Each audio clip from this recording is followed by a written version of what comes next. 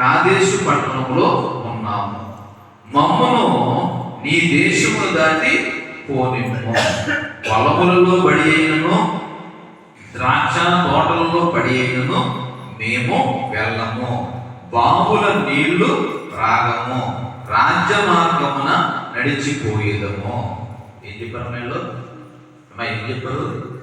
ఈ ఎదోమీయులు పరిపాలిస్తున్నటువంటి కాదేశు అనేటువంటి పట్టణం యొక్క పొలిమేరలో ఉండి ఎవరో యాకోబు సంతానమైనటువంటి ఇశ్రాయేలీయులు తన అన్న అయినటువంటి యాషావు సంతానమైనటువంటి ఎదోమీయులు పరిపాలిస్తున్నటువంటి దేశమైనటువంటి కాదేశు పట్టణం పొలిమేరలో ఉండి ఒక వర్తమానాన్ని దూత ద్వారా పంపించారు. ఇదిగో మేము మా ప్రజలు, మీ సహోదరుల ప్రజలైనటువంటి ఇశ్రాయేలీయులు మేము ఎన్ని బాధలు పడ్డామో, ఎలాగ బానిసత్వంలో ఉన్నామో 430 సంవత్సరాలు అన్నీ కూడా నీకు తెలుసు. అయితే మాకు ఒక కష్టం వచ్చింది. ఆ కష్టం ఏంటంటే మేము ప్రయాణించవలసినటువంటి చోటకు మేము వెళ్ళాలంటే ఏం చేయాలి? మీ యొక్క పట్టణం గుండా మేము వెళ్ళవలసి ఉంది. అయితే ఆ పట్టణం గుండా మేము వెళ్ళటానికి ఏం కావాలని అడుగుతున్నాడు? మీ యొక్క పర్మిషన్ కావాలి. మేము వెళ్ళేటప్పుడు ఈ ద్రాక్ష తోటల్లో కానీ నీకున్నటువంటి ఆ యొక్క అంజూరపు పంటలను కానీ మేము ఏమీ కూడా ముట్టము. మా పశువులు కానీ మేము కానీ నీ నీళ్లు కానీ నీ ఆహారాన్ని కానీ మేము ఎంత మాత్రమో ముట్టము.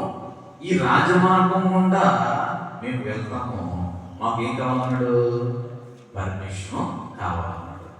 అయితే ఈ విధంగా అడిగినటువంటి ఈ యొక్క ఇశ్రాయేలు యాకోబు సంతానమైనటువంటి వాళ్ళకి ఈ ఏదోమీయులు ఏం చెప్పారు? 18వ వచనం, ఏదోమీయులు ఏమంటారు? నీవు నా దేశము బడి ఏమంటారమ్మా వెళ్ళకూడదు. మొట్టమొదటిగా నేను ఖడ్గముతో నీకు ఎదురుగా వచ్చేదను సుమి అని ఏమంటాడు? ఏమన్నాడు?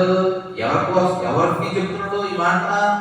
నీవు నా యొక్క దేశములో నుండి వెళ్ళకూడదు.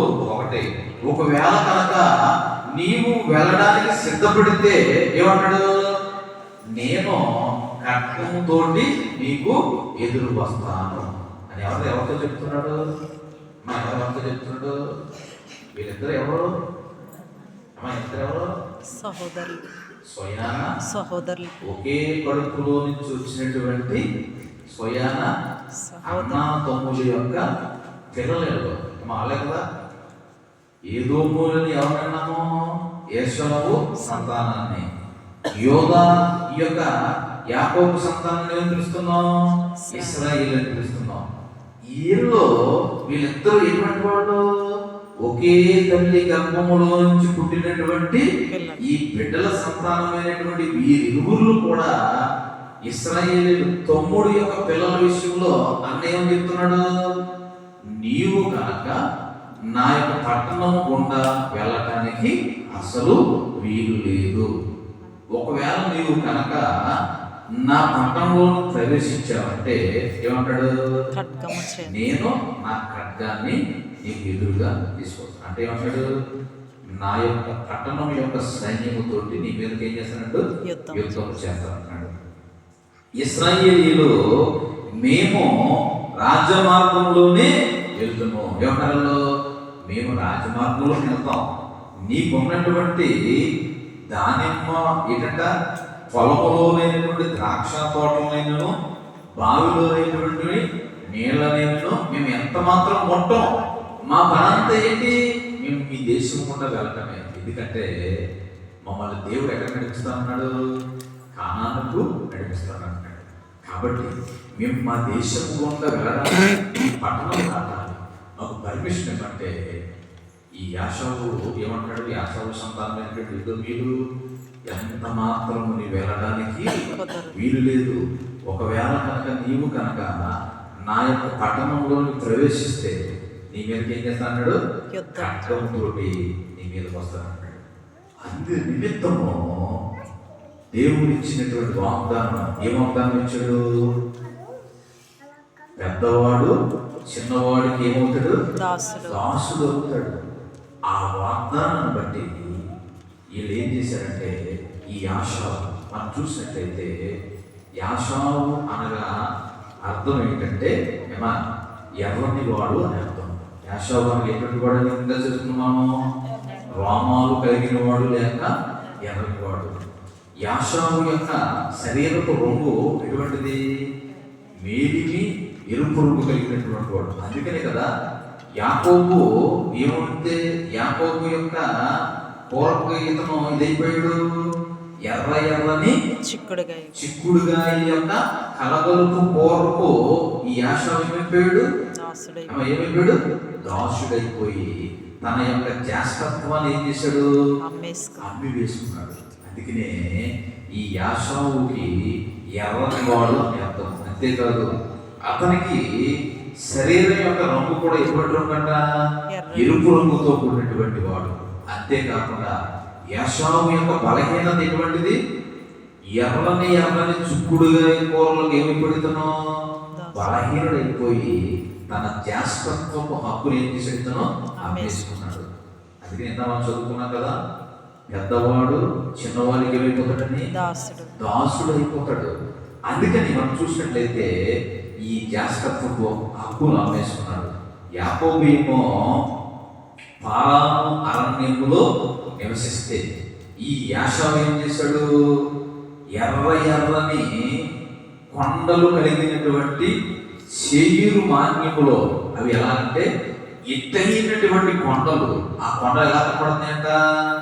ఎర్రని కొండలు కలిగినటువంటి ఆ ప్రదేశాన్ని అతను ఎన్నుకుని అక్కడ అత్యంత ఎత్తైనటువంటి ఆ కొండ ప్రదేశాలు శేయీరు మాన్యములో యాషావు అక్కడ నివసిస్తూ ఉన్నాడు. ఈ ఎదోమీయుల యొక్క ప్రాంతము అదనమాట. ఇది మనం చూసుకున్నట్లయితే ఆ ఏదోము దేశానికి రాజధాని ఏంటంటే శాలా రాజధాని. ఏంటది? శాలా. శాలా అనగా అర్థం ఏంటంటే పెట్రో అని పిలుస్తారు. శాలాని ఏమని పిలుస్తారు? పెట్రో. పెట్రో అనగా అర్థం ఏంటంటే బండ అని అర్థం. ఏంటమ్మా పెట్రో అనగా అర్థము? బండ అని అర్థం. ఈ బండ సందులలో ఎవరు నివసిస్తున్నాడు? ఈ యాషావు సంతానమైనటువంటి ఎదోమీయులు బండ సందుల్లో నివసిస్తూ వాళ్ళు ఏమనుకుంటారంట? ఏమనుకుంటారు? వచ్చేయండి ఒకసారి ఉపాధ్యాయ గ్రంథానికి వచ్చేయండమ్మా. ఈ బండ సందుల్లో వాళ్ళు నివసిస్తూ ఏమనుకున్నారు? ఇదిగో 3వ వచనం, అత్యున్నతమైనటువంటి పర్వతముల మీద ఆసీనుడై ఉండి కొండ సందులలో నివసించినటువంటి వీళ్ళు ఎవరు? ఏశావు సంతానమైనటువంటి ఈ ఎదోమీయులు ఏమనుకుంటారంట? నన్ను క్రిందకి పడదోయగలవాడు ఎవడైనా ఉన్నాడా? ఏమనుకుంటారంటమ్మా? మేము ఎక్కడో ఎత్తైనటువంటి పర్వత ప్రదేశాల్లో మేము నివసిస్తున్నాము, అక్కడికి వచ్చి శత్రువులు అనబడేటువంటి వారు అక్కడికి రాలేరు, ఒకవేళ వచ్చినను వాళ్ళు మమ్మల్ని జయించలేరు, అక్కడి నుంచి మేము ఎంత మాత్రము కూడా కదలము అని ఎంతో గర్వంగా ఉన్నటువంటి వాళ్ళని ఏమంటాడన్నా ఈ యొక్క తండ్రి అయినటువంటి దేవుడు తెలియజేస్తున్నాడు. ఇదిగో నన్ను క్రిందకు పడద్రోయలో వాడు ఎవడైనా ఉన్నాడని అనుకున్నవాడా, నీ హృదయపు గర్వం చేత ఏమైపోతున్నావంట? నీవు మోసపోతివి. అంతేకాదు పక్షిరాజు కూడంత ఎత్తైన నివాసము చేసుకుని నక్షత్రములలో నీవు దానిని కట్టినను ఏమంటాడు? అచ్చట నుండి నేను నిన్ను పడవేతును. ఏమంటాడమ్మా? ఈ ఎదోమీయులు ఎక్కడున్నారు? ఎత్తైనటువంటి పర్వత ప్రదేశంలో కొండల్ని తొలిచి అక్కడ నివాసాలని ఏర్పాటు చేసుకుని నివసిస్తున్నటువంటి ఈ ఎదోమీయులు అనుకున్నారంట, మేము ఎక్కడో ఉన్నతమైన స్థితిలో ఉన్నాము, మమ్మల్ని ఎవడో కూడా జయించలేడు, ఇక్కడి నుంచి మమ్మల్ని పడద్రోయటము ఎవడి యొక్క వశము కాదు అని అనుకుంటాడంట. కానీ దేవుని యొక్క తలంపులు ఎలా ఉంటాయి? ఎలా ఉంటాయి? మన యొక్క తలంపులు వంటివి దేవుని యొక్క తలంపులు కావు, మన ఊహలు వంటివి దేవుని యొక్క ఊహలు ఎంత మాత్రమో కావు. మరి అయితే వీళ్ళు అనుకున్నటువంటి తలంపులు ఊహలను బట్టి దేవుడు ఏం చెప్తున్నాడు? ఓరి వెలువాడా, నీవు ఆకాశములో నక్షత్రములు అంటేటువంటి చోట నువ్వు ఉండి నివాసాలు నువ్వు ఏర్పాటు చేసుకున్నా, నీవు నా యందు భయభక్తులు కలిగి కనుక లేకపోతే ఎక్కడి నుంచైనా నేను ఎక్కడ తీసుకొస్తాను? ఎక్కడ తీసుకొస్తాను? కిందకి నేను తీసుకొచ్చేస్తాను. ఎందుకంటే నీవు దేని ఆధారం చేసుకున్నావు? నీ స్వబుద్ధిని నీవు ఆధారం చేసుకున్నావు. అంత ఎత్తైనటువంటి చోటికి తీసుకువెళ్ళినటువంటి దేవుడిని నీవు ఆధారం చేసుకోకుండా మనం ఎవరిని ఆధారం చేసుకున్నాం? మన యొక్క స్వబుద్ధిని మనం ఆధారం చేసుకుంటే ఈ ఎదోమీయులకు చెప్తున్నటువంటి మాటని దేవుడు నాకు చెప్తున్నాడు. నీవు ఎంత ఎత్తైనటువంటి స్థలాల్లో నీవు ఉన్నా, నీవు కనుక నన్ను కేంద్రంగా చేసుకుని నా యందు భయభక్తులు లేకుండా నీవు ఇష్టం వచ్చినటువంటి రీతిలో ఉంటే, ఆ వాళ్ళని ఏ విధముగా అయితే పడేస్తానో నిన్ను మనందరినీ కూడా దేవుడు ఏం చేస్తాడు? పడేస్తాడు. అంతేకాదు, ఇంకేమన్నాడు? చోరులే కానీ రాత్రి కన్నము వేయలేరు కానీ నా మీదకు వచ్చిన తమకు కావలసినప్పుడు దోచుకుందరు. ఎవరు వచ్చి ఏమి చేయలేరని నువ్వు అనుకుంటున్నావేమో, కానీ నేను మాత్రము నేనేం చేస్తాను? అక్కడి నుంచి తోసివేస్తాను. ఎందుకని తోసివేస్తానని దేవుడు తెలియజేస్తున్నాడంటే, ఎందుకని తోసేస్తానంటాడు? తన యొక్క సహోదరులు అయినటువంటి ఇశ్రాయేలు యోధా జనాంగము దేవుని యొక్క బిడ్డలు, వారికి ఏం చేశారు? ఏదో మీరు మేము మీ యొక్క పట్టణము గుండా మేము వెళ్తాము అని అడిగినప్పుడు ఇతనేమన్నాడు? నీవు నా పట్టణము గుండా వెళ్ళడానికి వీలు లేదు. నీవు కనుక ఒకవేళ పట్టణము గుండా వెళ్ళడానికి సిద్ధపడితే నా ఖడ్గాన్ని నీకు ఎదురుగా తీసుకొస్తాను. నీవు అందుకే ఎలా చదువుకున్నావు కదా, నీ సహోదరుని పదవచ్చు, నీ సహోదరుని యాకోబు సంతతికి నీవు చేసినటువంటి బలాత్కారము బట్టి నీవు అవమానము నొందుదువు. ఇక ఎన్నటికీ లేకుండా నేను ఏం చేస్తానన్నాడు? నిర్మూలము చేసేదను.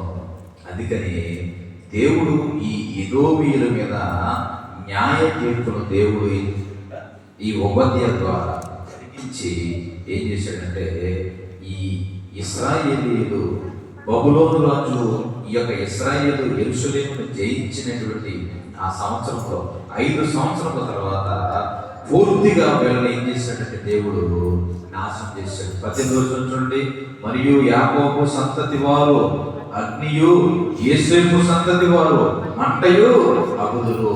యాసావు సంతతి వారు వారికి కొయ్య కాలుగా ఉందురు. యాసావు సంతతి వారిలో ఎవడనో తప్పించుకోకుండా యోసేపు సంతతి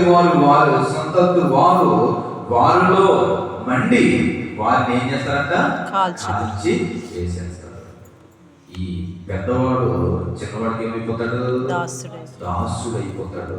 చివరికి ఎదోమీయుల మీద దేవుడు జరిగించేటువంటి న్యాయ తీర్పును ఈ ఉపద్య ద్వారా దేవుడు తెలియజేశాడు.